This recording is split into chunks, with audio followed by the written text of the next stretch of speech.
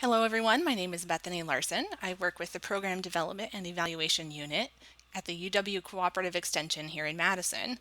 Today I'll be presenting a webinar on powerful data design. Just some tips that I've picked up in my professional development because of my interests and because I've really found that I need to rely on visual data design to be an effective evaluator, an effective communicator, an effective trainer. And I've found in my work with my colleagues that a lot of other people also need these sorts of skills because for all of us in cooperative extension, we're in the business of educating and using really transformative education. So what we can't be everywhere in the state. And for us, our data design stands in for our actions when we're not present. If actions speak louder than words, data design speaks louder than words too.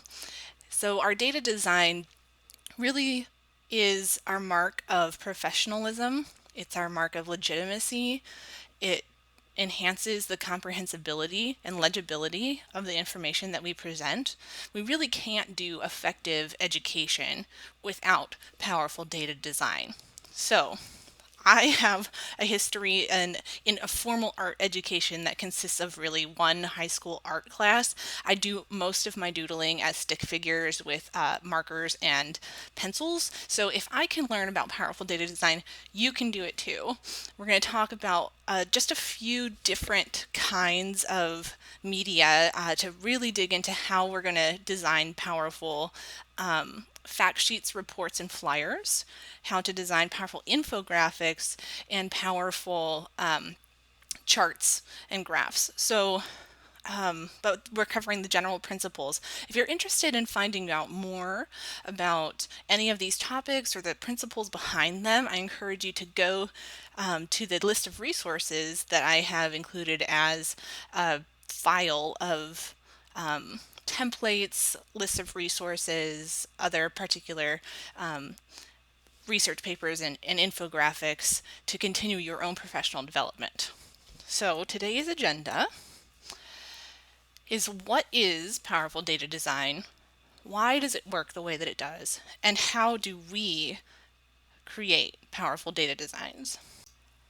So let's start with what I mean by powerful data design. The heart of powerful data design is data, and by data I simply mean information. In cooperative extension, we are in the business of disseminating information, hopefully in a way that transforms lives and communities.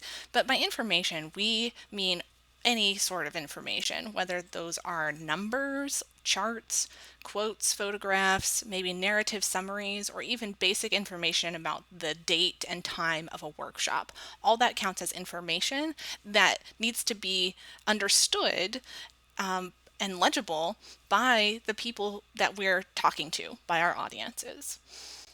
By design, I simply mean a presentation form that is purposeful.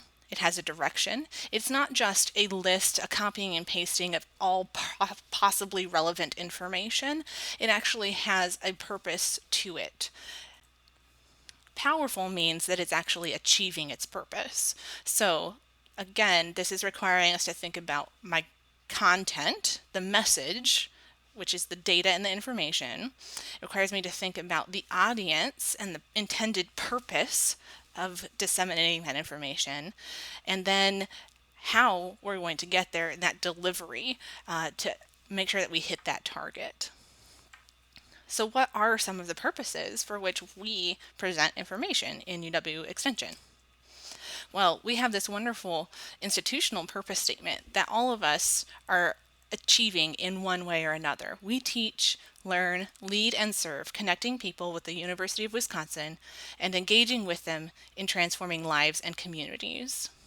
So I bolded all of those verbs there because no matter what your role is in extension, you are helping us achieve some or all of those verbs as we hope to engage and transform lives and communities.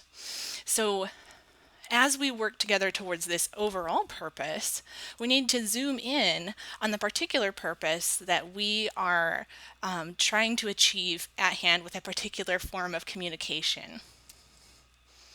So you have to ask yourself and really be clear up front, what is the purpose of your communication piece or pieces? Now, from classical rhetoric, we know that there are three basic purposes or reasons to communicate: explain, persuade, and entertain. So in extension, for instance, you might explain what you did. Maybe you are producing a report for a funder or for your local county board. You might also explain a cause and effect relationship. You're maybe trying to do some education about how groundwater withdrawals affect the central sands. And that is a very common form of education that we do in extension, and it's a form of explaining. You might also explain which options have which pros and cons. So as the trained research-based scholars that we are, we can boil down the pros and cons of some very complex decisions to inform or explain to our audiences what are the benefits and what are the possible drawbacks so that they can make an informed decision for themselves. We also do a lot of persuading as educators. We might persuade people of the value of UW Extension, right? We might do some marketing. We might do a little bit of a presentation at our county board meeting that not only explains what we did, but tries to persuade that what we did is valuable. And we might go one step further to try to persuade people to take an advocacy action on our behalf, maybe to write a letter to their legislatures or to post on social media. We might also be simply asking them to sign up for an event, right? Introducing a workshop is a form of persuasion. There should always be some possible next action that someone can do from your piece of communication, whether that's going to your website for more information, clicking a link to sign up for an event, picking up the phone to inquire for more information. Persuade to change an attitude or behavior is really the biggest impactful form of persuasion that we are trying to do as transformative educators in extension. It's a big one. You can't probably do this in one communication piece, and we're going to talk about how you can weave together several communication pieces in what we'd call a campaign or a package. The third main purpose from classical rhetoric is to entertain, but entertain is never our primary purpose in UW Extension.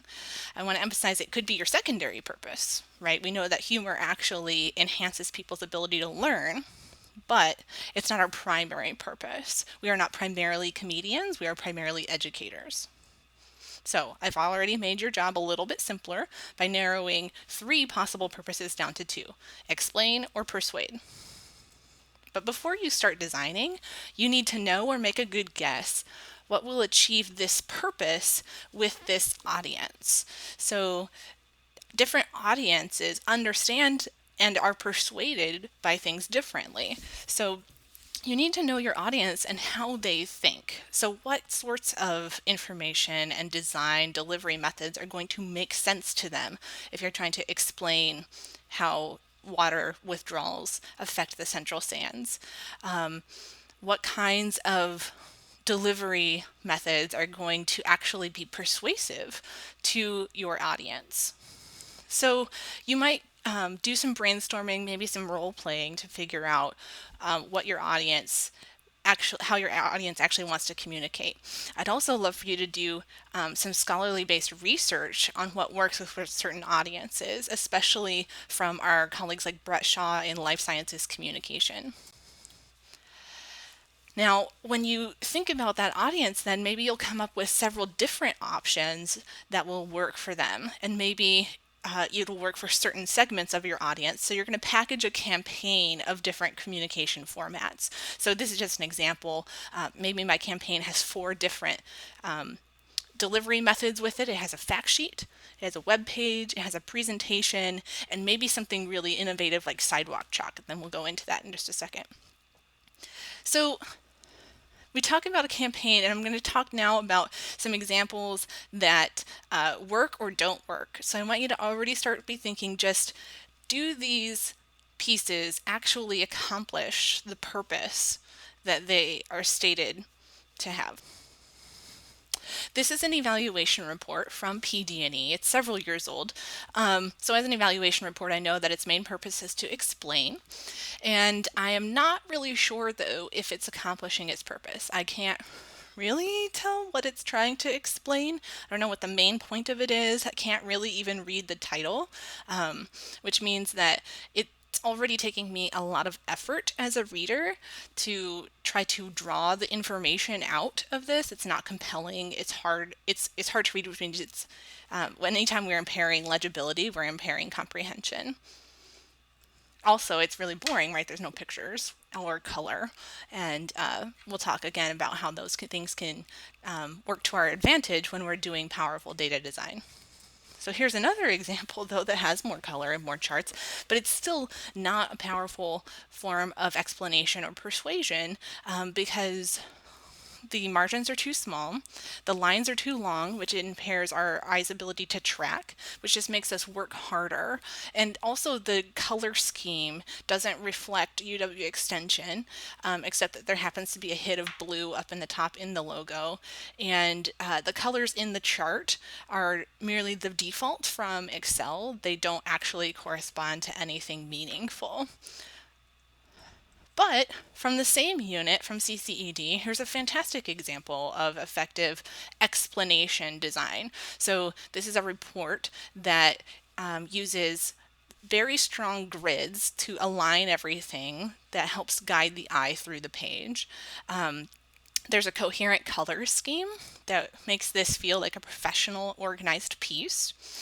And another feature that works to its advantage is this use of the graphic element of this stripe of bricks. That appears on every title and section page so that the reader can easily navigate through the report just by flipping or scrolling through.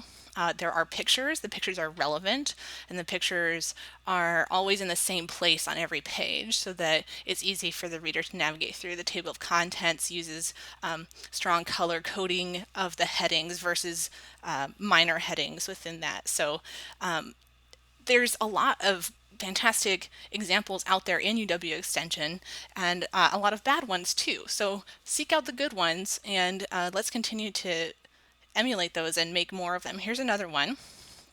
This is the Megatrends series from Clue up in Stevens Point, and they are really taking almost an infographic approach to these reports. One feature that you're seeing right away is a very strong grid structure. There's 3 columns. The pictures are always fitting into those columns, and the use of graphics is frequent and often, and notice that the graphics are all matching this color scheme. Now I asked Clue, how did they come up with such a really effective format for their Megatrend series? And they said that they hired a graphic designer. So if you are going to be producing a long-standing newsletter or information series, go ahead and take the time and money to hire a graphic designer.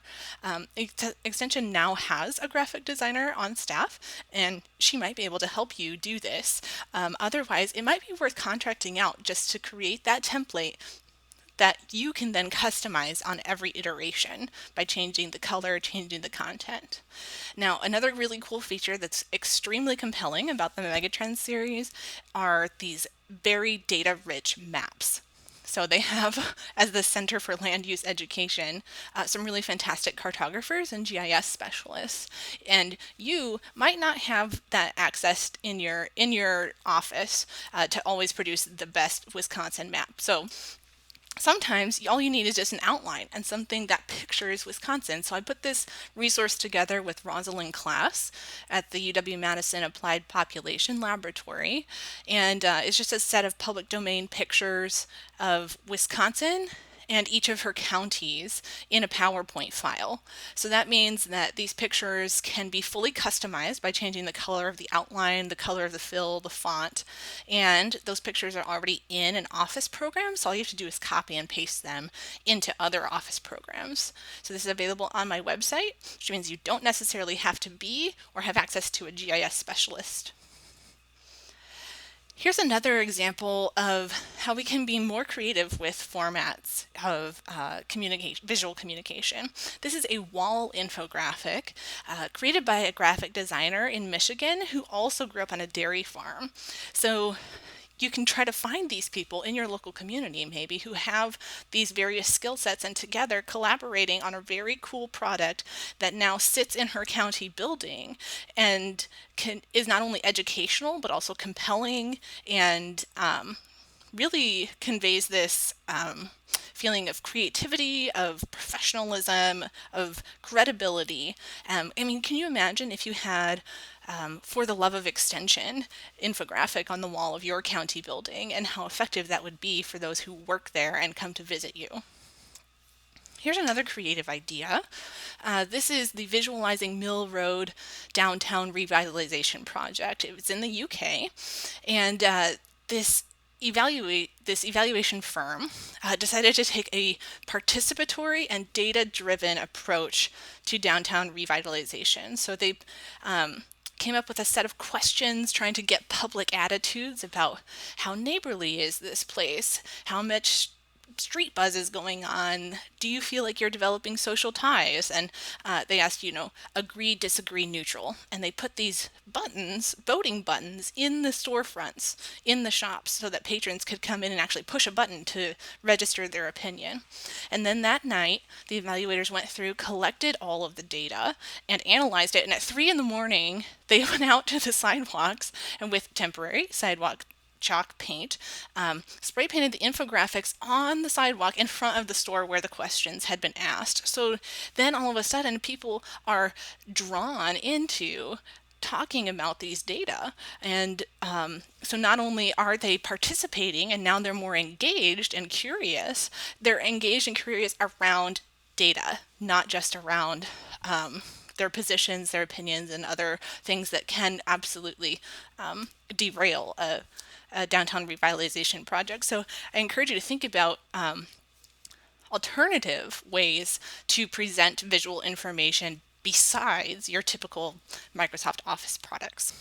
Here's another one.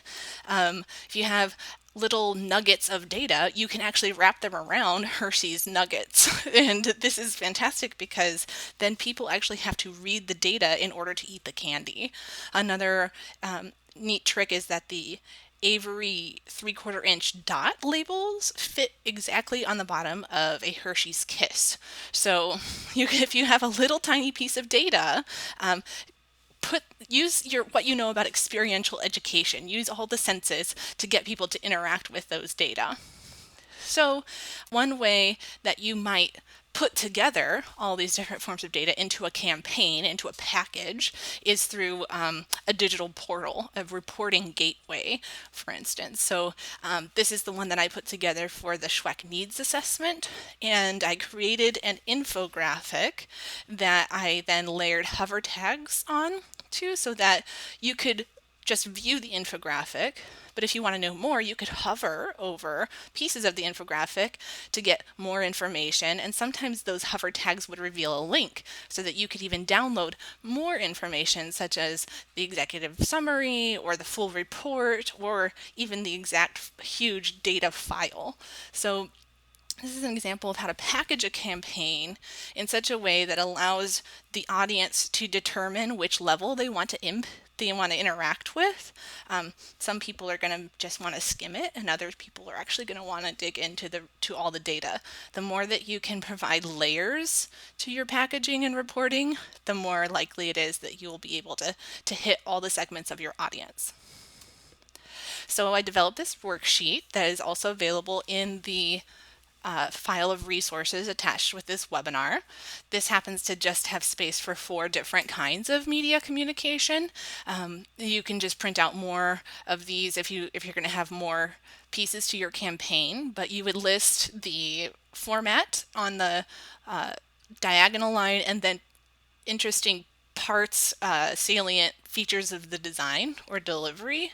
So if I was going to use a presentation like this presentation I'm giving right now, one thing I know about you, my audience, is that you're spread out all over the state and that you don't necessarily have time to all tune in at the same time. So one thing I'm going to write down about that presentation is that it needs to be stored online and viewed asynchronously. So it just tells me a feature that I have to build into the design of my presentation. Okay.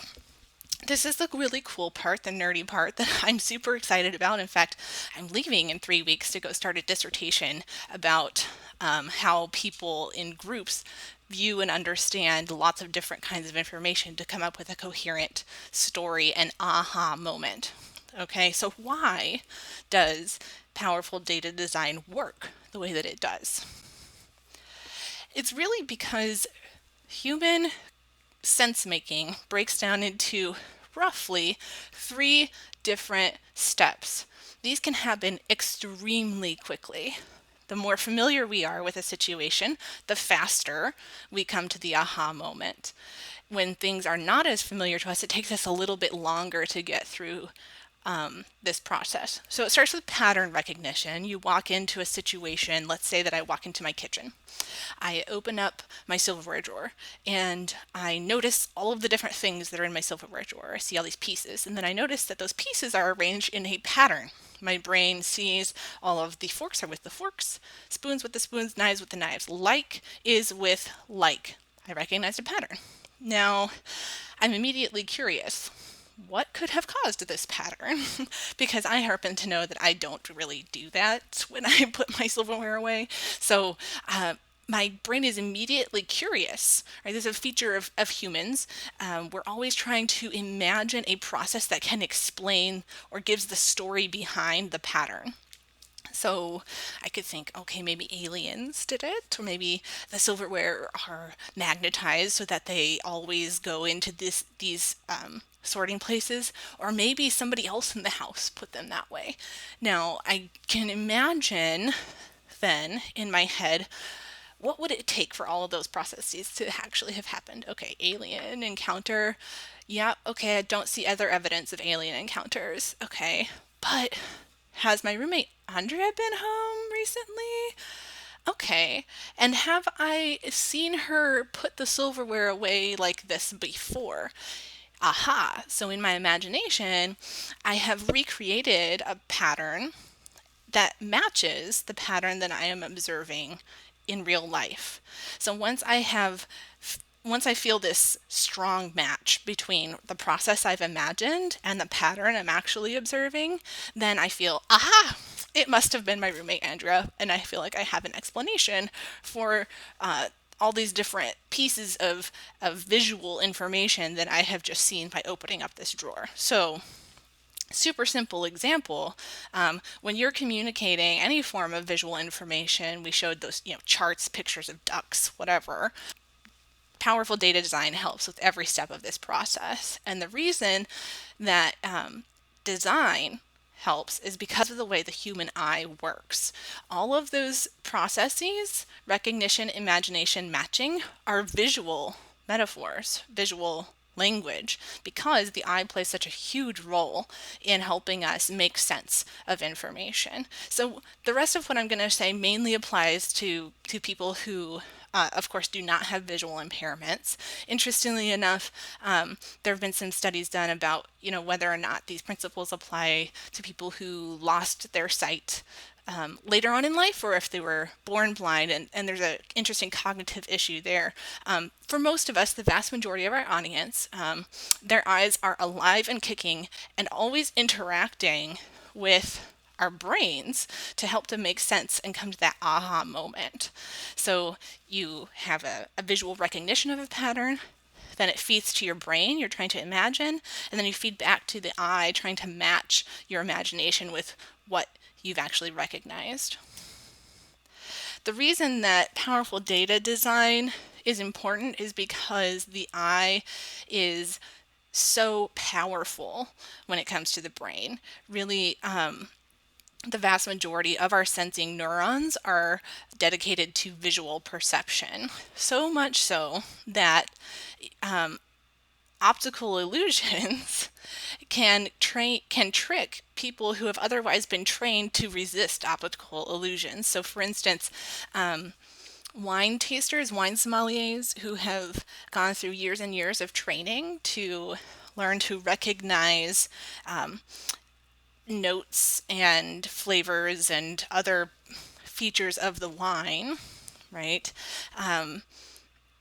Can be fooled by simply putting, when researchers have put red food coloring in white wine, all of a sudden the wine tasters are describing the white wine as though it was red wine. They're using the language of red wine tasting, even though their tongue is absolutely giving them all of the white wine signals. Their eye has a superiority effect to trick the brain into thinking that it's red wine. I mean, simple other example from most of our lives. I don't know if you or your kids have ever tried the green ketchup.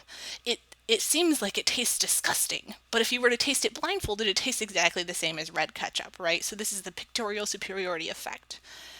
You, as an educator, want to work with the pictorial superiority effect. It's like this really strong current in a river, and it's much easier for you to paddle with the current than upstream or across stream against the current. This pictorial superiority effect is always working in the background. The more you know about how it works and which direction it's flowing, the more you can work with it rather than against it. And it's almost like you're working with it and your data design becomes infinitely easy rather than infinitely hard. So how do we work with that pictorial superiority effect? I'm going to cover basic principles first, and then we're going to apply those basic principles to 3 different forms of communication: charts, infographics, and reports. The basic elements of any form of visual information are text and graphics. And one main difference between forms of communication is the ratio of text to graphics. So in a chart, we have very little text and a lot of graphic space.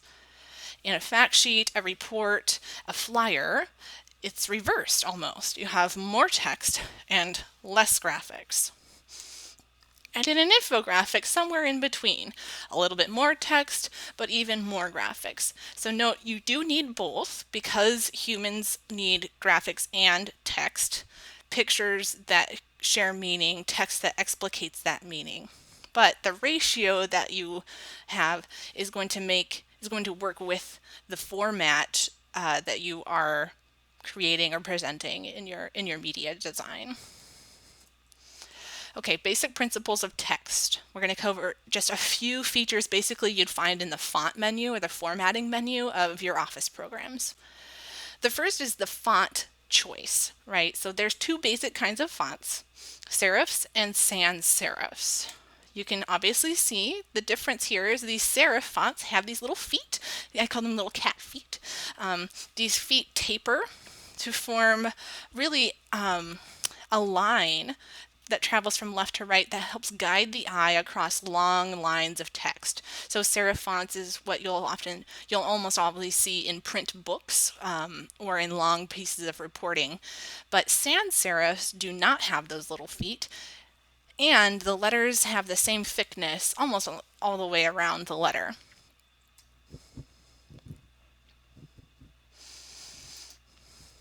So here are a few examples of serif fonts, and you can tell that every font has its own personality. So when you're designing a piece, you want to be thinking about the personality or the vibe that you want to be giving with your piece. Also, every font has its strengths and its weaknesses depending on where it's going to be presented. So Times New Roman was the default font in Microsoft Office for years and years. And that's because when Office first came out, we were mainly producing files to be printed, especially in Word, like long Word documents such as books and reports. But as we transitioned more to a digital age, we realized that Times New Roman doesn't work well in screen environments.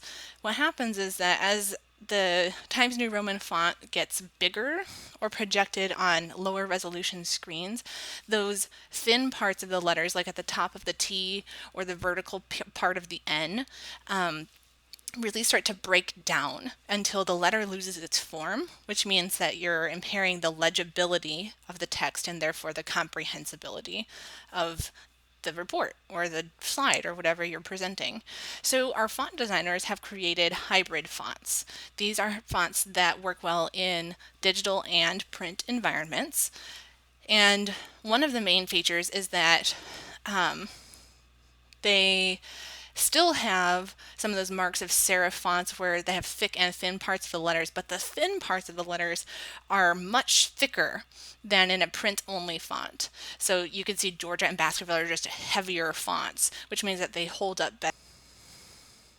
Now, sans serif fonts also have their own personalities. They tend to just feel more modern, more clean than your serif fonts, but they are harder for the eye to follow over long blocks of text because they don't have those little feet that guide the eye across multiple lines. But they do work well in screen and digital environments. So again, the font designers have developed hybrid sans serif fonts. So Calibri is now the default in Microsoft Office because Calibri has some taper around the curves of the letters, but it holds up well in digital and print environments, especially at small sizes.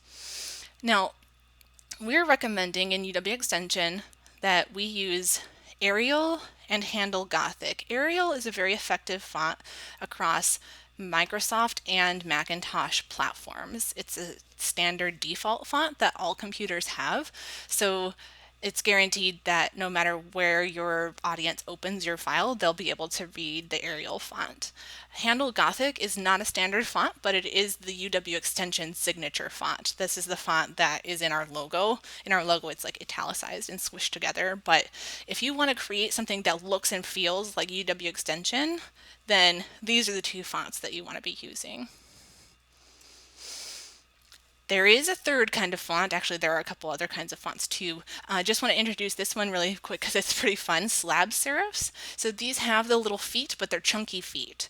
So you'll get some effect of helping guide the eye across the page, but it's going to feel a little bit less smooth, a little bit more, I don't know, young, informal, a little bit hipster. So you want to use these maybe as decorative or accent fonts, maybe for one or two words in your title, so that you can kind of convey that vibe in the communication piece that you're working on. Another principle that applies to all text is the size of the text that you choose to print on in your piece. And the main thing that I want you to take away about size of text, besides legibility, right, is that the hierarchy of your text size needs to match the hierarchy of your information importance. So I want you to pause, write this down, visualize this in your brain. Here's what happens when I do not match these two things. This is not important. This is very important. Which statement is more important?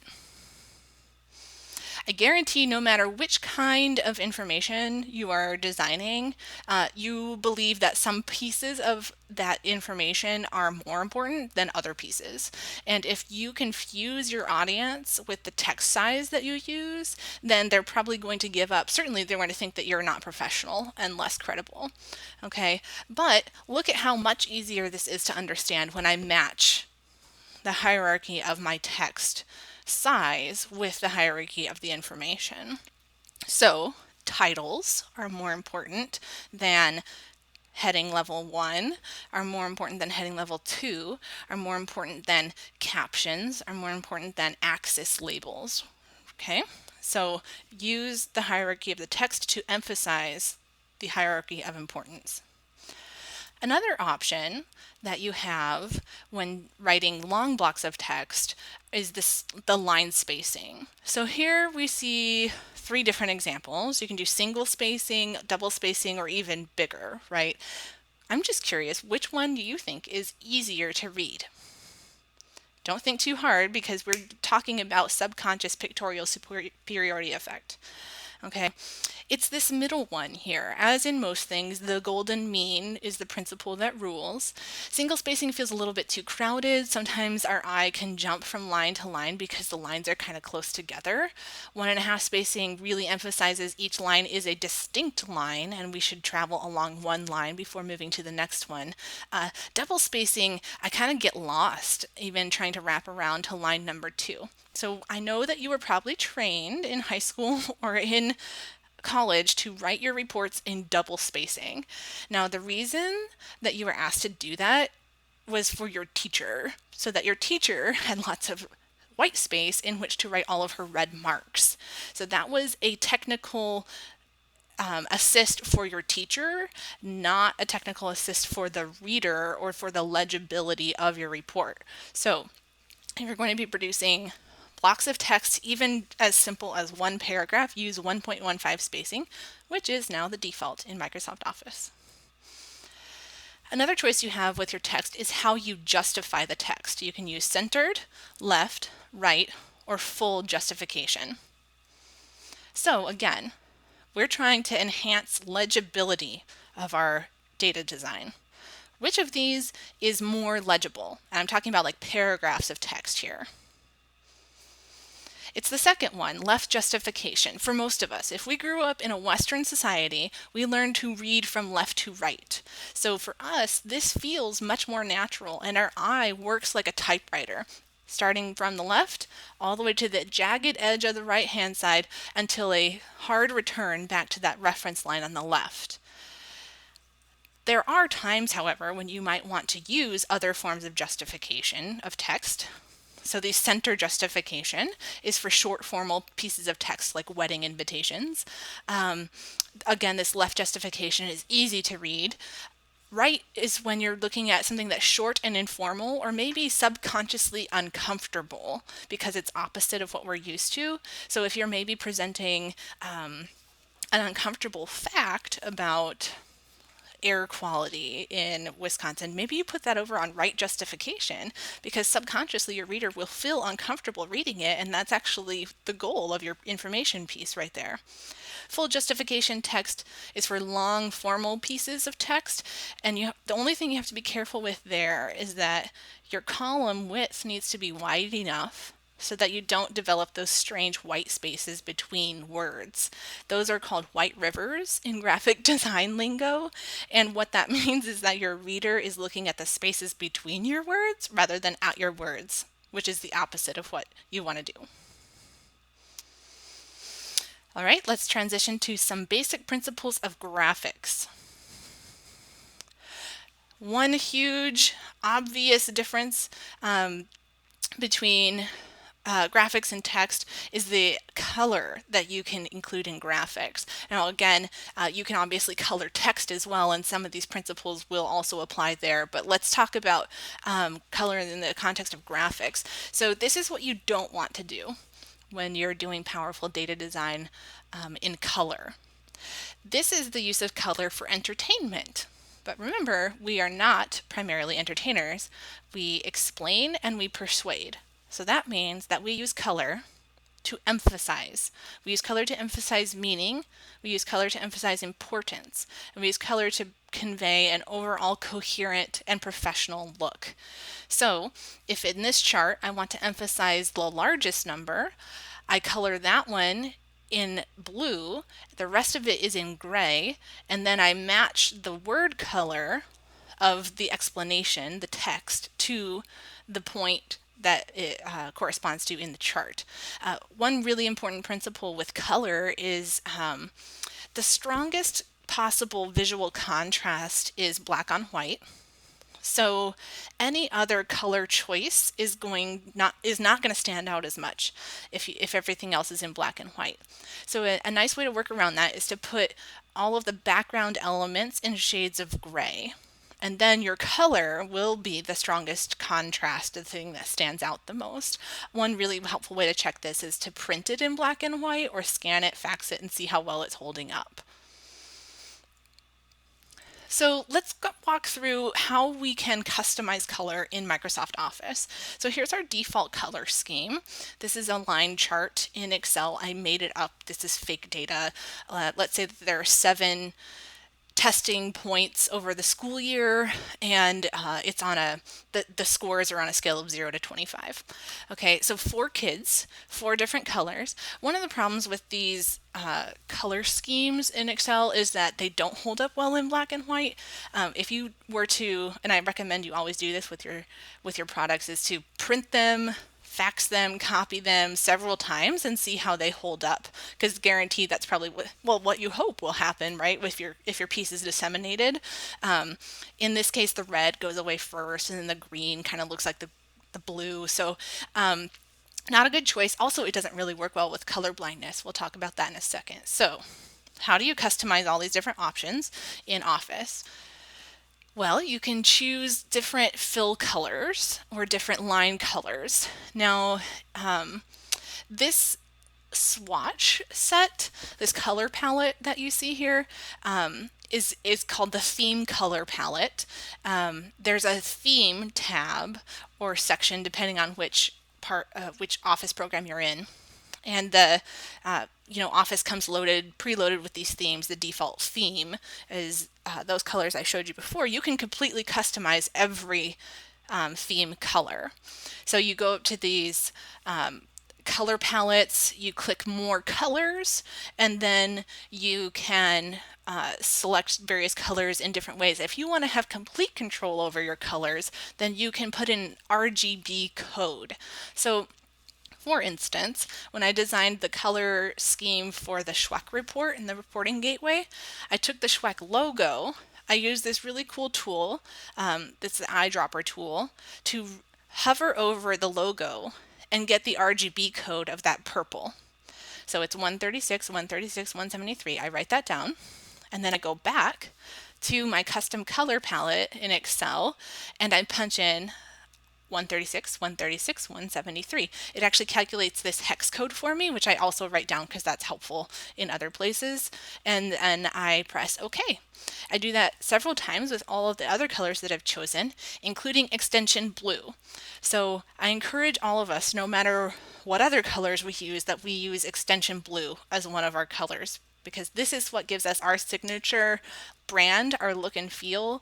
The blue not only stands in for UW extension, blue also has just these subconscious connotations of loyalty and trustworthiness, and that is exactly the image that we want to be conveying. So the RGB code is, I think it's 0166 68. I listed it in the DataViz recipe pack, and you'll see it in one of the slides later on near the end of the presentation.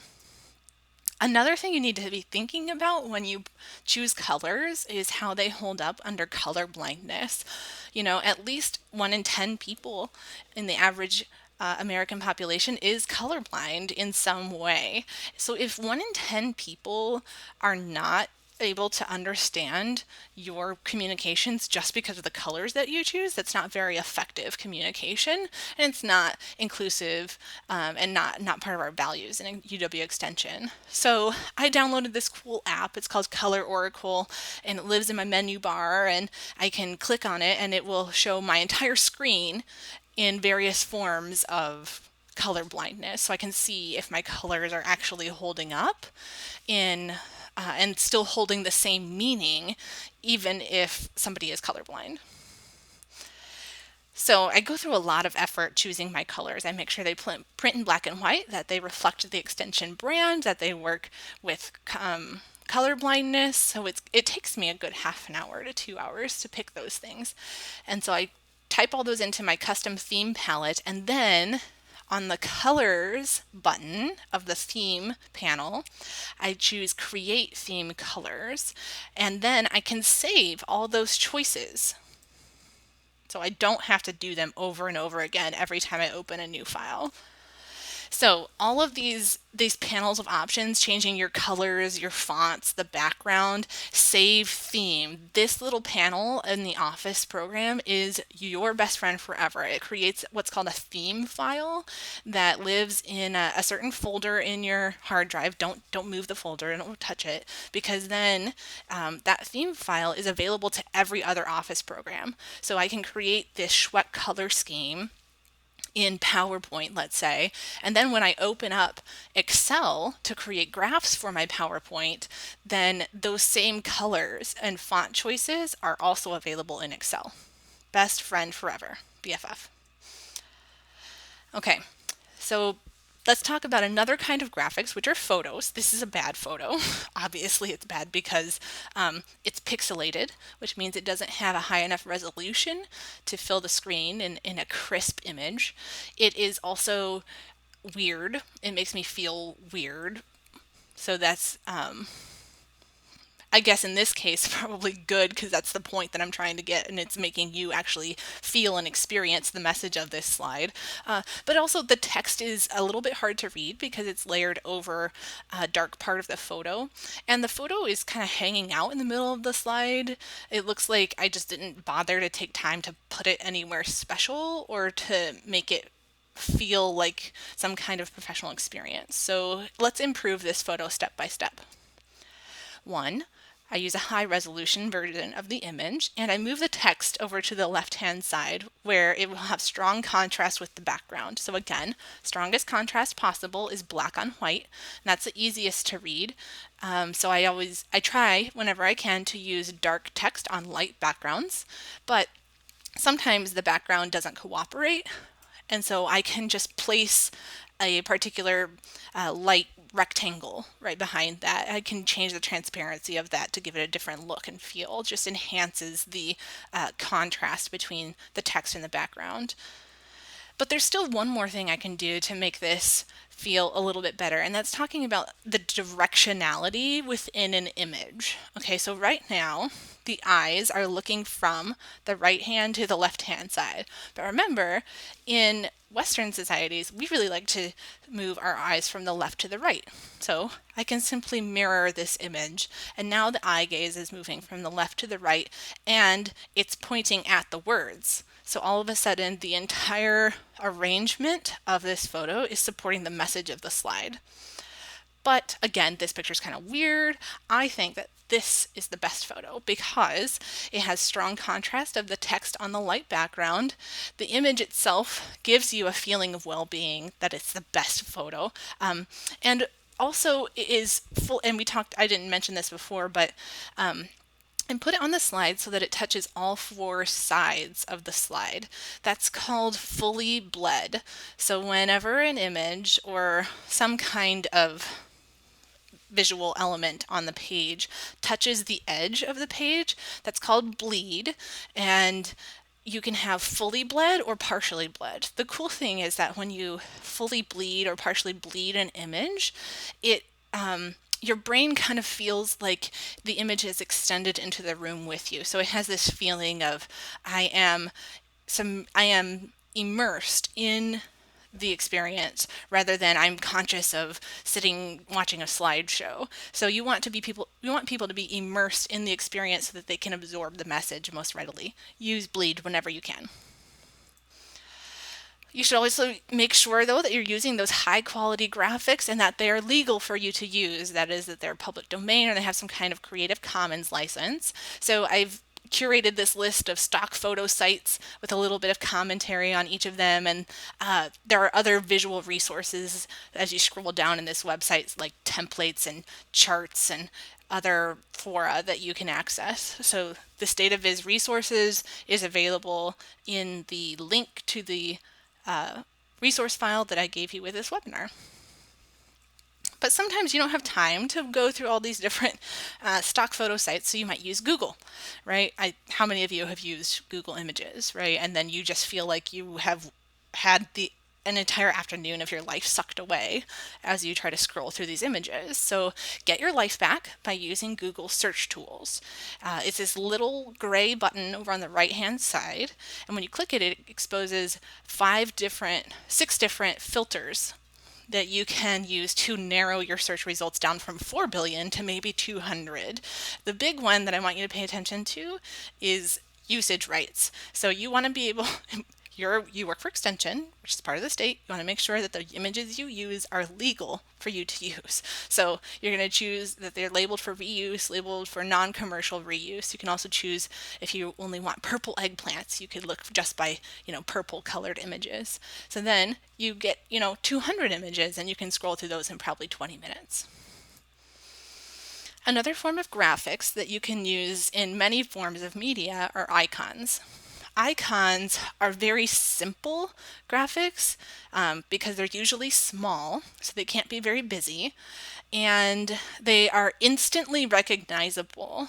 So that's the only way that they'll work, is if people don't have to look at them and study them very much. If they have to study them, then it's a graphic and you should make it big so that they can actually see it. But icons are small. They're just suggestive symbols. But the one thing that I really want to emphasize here is that you can create your own icons in Word, and it's super, super simple. You just use the drawing tools, right? So I created the Consumer Reports icons using the different versions of the circle tool. And then when I was done, I right-clicked on each circle and saved it as a picture to my hard drive. And now, whenever I wanted to insert that picture, that icon, I just go to Insert Picture and I choose the correct circle. So same thing with this eye, the universal information sign is just a blue square with a white eye typed on top of it. I grouped those two pieces together, right click and save as an image. Did the same thing with this little tiny bar chart that I've been using as an icon throughout the presentation. It's created in Excel, right click on it, save it as a picture, all of a sudden it's an icon for me. You can create your own icons too by just doing a simple crop of a logo or some other piece of an image, and then you can use that as a motif in various places in your report. So for instance, I used it in the Schweck activity report for 2013 by including it as a hyperlink button that when people clicked on that throughout the report, it would bring them back to this interactive table of contents. And when they clicked on each of these hexagonal tiles, it takes them to that part of the report. So there's a way that you can blend interactivity with icons and have a really effective data design. And another thing that you can do is use icons in Excel to add a little bit of an element of graphics to your tables. So this enhances the legibility of this table, makes it more interesting too. It also just makes it way easier for your eye to skim over it and find out which is really important to pay attention to. And at the same time, all of the data is still there, so if I need to dig in deeper to get the full story, I can. If you don't know how to use icons in Excel, it's a form of a conditional formatting that's already included in Excel. Again, you have to watch out that this red, yellow, green actually works well in black and white and with color blindness. But nevertheless, if you want to learn how to use dashboard icons in Excel, you can go to Stephanie Evergreen's website, and she has a tutorial about how to do that. Stephanie also has tutorials about how to do all kinds of cool charts in Excel and everything in Microsoft Office. So you don't have to learn how to use fancy software. You can do almost everything that you need to do in the standard software that you already know. And there are lots of great blog tutorials out there. Okay, so we're moving through now to talk about particular kinds of data visualization. The first one we'll talk about is charts. Again, charts have a little bit of text and a lot of graphics. Now, the first key to making an effective chart is choose the right chart. So here's a great tool from Anne Emery, and it's basically a gallery that she's done, and that she's just put these filters on. So if you know, for instance, that you are going to have to create a chart that shows a pattern over time, you can click on the pattern over time hyperlink, and all of these images will rearrange, and it'll only show you the charts that show patterns over time. And you can click on one of those and it will take you to a blog tutorial about how to create that in Excel or some other accessible software. So here's an example of why it matters to pick the right kind of chart. because the right kind of chart can enhance legibility and comprehension.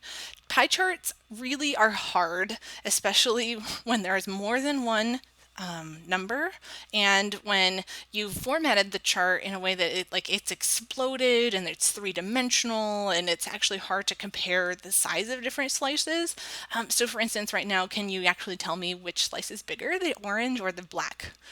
I can't tell because they're really close. And the blue one has like two different parts to it, and then I don't even know what those colors mean because I have to hunt and peck to match the legend to the slice color. Below this bar graph is the exact same data in a different chart format, and it's much easier to read. The human eye is much better at distinguishing length rather than angle. So if you're comparing a bunch of different numbers, a bar chart is a very effective way to work with the pictorial superiority effect. And again, notice here I've grayed everything out except for the colors that I want to emphasize, and I have directly labeled the pieces that are important. Another example this is a real example of how to use a pie chart effectively, just with one number. It actually almost becomes an icon at this point, but then it's just unmistakable of what that pie chart actually means. So I encourage you to first try out different kinds of charts on the same data. And one way to really start this is by just doodling with your markers or your pens and paper. And you can just go into PowerPoint, create 6 blank slides, and print these as a handout. And then you can just iterate very fast with lots of pencil sketches before spending some time digitizing, because that just takes a long time in our programs. So let's take a few moments to improve a graph. We're going to start with the default, and then we're going to make it better. This is how we become Microsoft Office ninjas. All right, so what did I change here? It's already a lot better. I deleted the grid lines because they're not important. I deleted the horizontal axis, not important. I removed the legend and instead replaced it with direct labels. And all I did there was I inserted text boxes in the text with the same colors as the other as the lines that they're matching. And then I added a descriptive title at the top as a declarative sentence that tells the reader what they're supposed to be getting from this. Okay, so I can improve this even better through my choice of color and a different title. So there are many different stories usually in the same data set, and you have to decide what story is important for your readers to understand, and that's why we pay you the big bucks as the scholarly experts for extension, right? So I'm looking at this data, and I happen to see one interesting story is that 3 of 4 children finished below standard. That's bad. But the child who succeeded showed significant gains overall, and that's really interesting. And so this data tells a story that is going to lead me to ask more questions, and I am supporting that with the colors I use that match the colors of the text in the title, and I add this strong standard line so that we can be clear about what counts as success and what doesn't count as success. So once you've done all this work to customize a chart, again, please save as a template so that you don't have to repeat all of those minute choices every time. So here's an example of how you can combine these principles into an effective bar chart. Again, declarative sentence title, strong use of color coding and direct labeling, and to expand on and explain why there's a story behind like an outlier, I can add a call out. And again, that's just insert text box, as a call out. And so whenever you are not sure how to make Office do what you want, go to your drawing ribbon and start inserting text boxes and labels and things like that. This is a form of charting or graphic presentation called multiple miniatures, which really works well if you have a lot of data that are all superimposed on the same scale. So then you can just have them all presented in one field of view and not squished onto one chart that then it's hard for readers to parse. So multiple miniatures can be very, very cool, which means we should use them all of the time, right? Not really. This is an example of a poor use of multiple miniatures. Here we've used that pie chart. So again, we talked about how this pie chart period is a bad choice for these data. But then I don't know why I have 4 of them on the same page here. I can't really compare them across each other. And the legends got cut off, so I actually don't even know what some of the wedges mean, and certainly can't draw an important conclusion from the data. So these, again, are the same data presented with a different chart format. And I'm not saying that I think that this particular page is a little bit too busy to include in one report, but I used it as like an interim preliminary reporting format for the folks in our center so that we could use multiple miniatures to get the big picture and then also to zoom in on small pieces of data as we needed to. Another really important thing to know when you're choosing charts is, again, those colors should emphasize meaning changes. They should match your overall color scheme, which was done here in this example.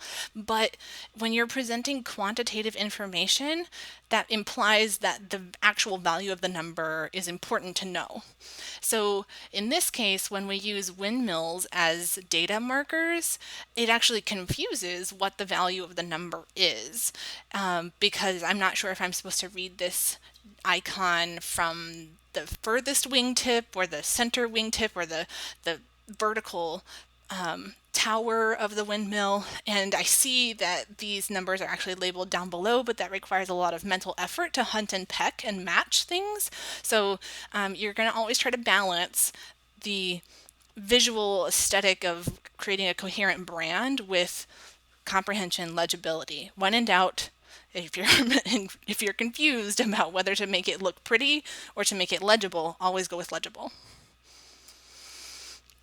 So you can combine lots of different things into a data spread, but again, making sure that your spreads can breathe, that they have space around them. And we're going to talk about this when we talk about reports very soon, is being able to squish things together that go together because proximity implies similarity, and then separate those things from things that are different because distance implies dissimilarity. So again, try to direct label whenever you can, get rid of these legends and put direct labels there, and making sure that this prints well in black and white. And there are lots of tips that you can follow to enhance and really maximize the power of your data visualizations. Here's a checklist by Stephanie Evergreen and Anna Emery. It is available widely on various places on the web and in the set of handouts that I gave to you. So, putting all those pieces together, here's your recipe for a chart.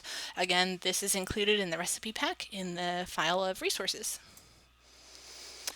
So let's talk about printed materials like fact sheets, reports, and flyers that are more text heavy.